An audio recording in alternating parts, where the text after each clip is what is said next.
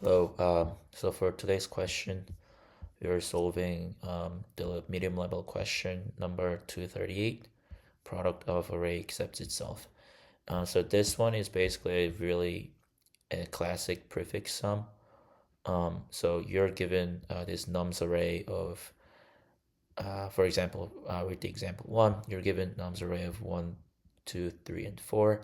And basically the output should be like the product of all the elements except for itself. So, for example, in this case, the zeroth index would be 1, and except itself, the product would be 2 times 3 times 4, uh, which is 24. Same goes for this one. 1 times 3 times 4 would be 12, and 1 times 2 times 4 would be 8. 1 times 2 times 3 would be 6, and etc. So to using this intuition, the way we're gonna do the approach we're gonna use for to solve this question would be we're basically to um, loop through the array back and forth twice, so it would result in of n runtime for efficiency as a result. So basically what we're gonna do here is we're gonna have this answer array. We're gonna have this answer array, and oh whoops, sorry, wait, what? Oh,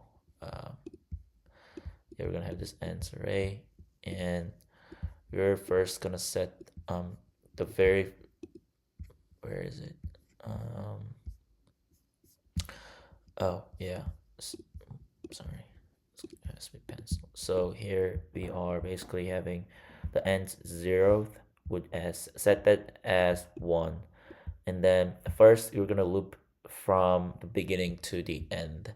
So in that case it would be like there's this simple formula that we're gonna use. So once we set the zeroth index of answer array as 1, and then we're gonna start looping from the first index up until the end. So this one would be, so ends of I would be equal to ends of I minus 1 times nums of I minus 1, which would be this. So with that, if we go through the first the loop, it'll be so this one would be, what is it? So 1, so ends I minus 1 times nums of I minus 1, which is this times this, resulting in 1.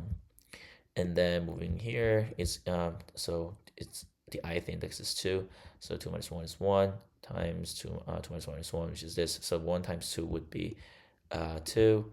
And then moving here, so same goes for this one, so 2 times 3 will be 6. So once we're done with the first loop, we came up with this 1, 1, 2, and 6, right? And then from here we are actually going backwards so that we can get to satisfy the product of an array except for itself. So we're gonna have this r value. We're gonna have this r integer all value as 1. We're gonna set that as 1, and then the way the way we're gonna do is basically we're gonna update the answer array with the finalized values. So for example, in this case, it'd be, so we're doing so ends of an I. So I starts from here and it goes backwards, starting from the end up until the starting point. So it's gonna be so we're doing the prefix sum as ends of an I times, ends of an I is equal to ends of an I times R. So in this case, it's gonna be 1 times 6, which is 6, right?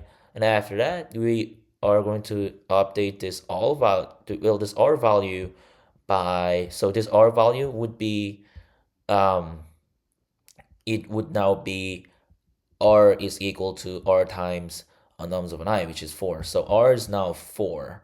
And then now that we're here, it's gonna be 2 times 4, which results in a value of 8. And then now that we're R is 4, we do the same. We update the R value again. So 4 times 3, it would now be 12. And then we are now here. So 12 times 1 is 12. And then this all value gets updated to 12 times 2, which is 24. And 24 times 1 is 24. And since we're done with looping, we get out of the loop and return the array ends, which is this up this this array containing all these values, which actually is correct: 12, 24, 12, 8, and 6.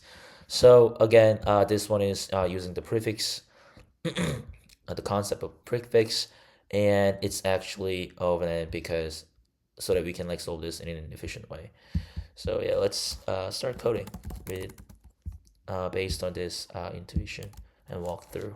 So again, we're gonna have to come up with this ends, new numbers of length, and ends 0 would be 1. We're setting that as 1, and then we can start with the first loop that goes from 0 to the end. So it's gonna be numbers of length, and I plus, and then I up. That's a mistake. So ends when I is equal to ends when I minus 1 times numbers when I minus 1, because the first loop session. Sorry. And then once you're done with that, we're gonna have this R value, which is the reverse. We're gonna go from the end up until to the very front, the beginning of the array. So it's going to be for int I is actually equal to numbers of length minus 1, 0, and minus, and here the way it's going to go is so ends of ends of an I, it would be times R, which is 6, and then we're also updating this all value with numbers of an I, and in the end we're simply just going to return ends. There you go, very straightforward. So for this question, if you don't have the core the solid understanding of prefix, you might seem a little bit confusing, but as long as you know how to tackle this question in the prefix some way, it'll be, yeah, and also utilizing these two given hints, it'll be pretty straightforward question to solve. So yeah, thanks for watching.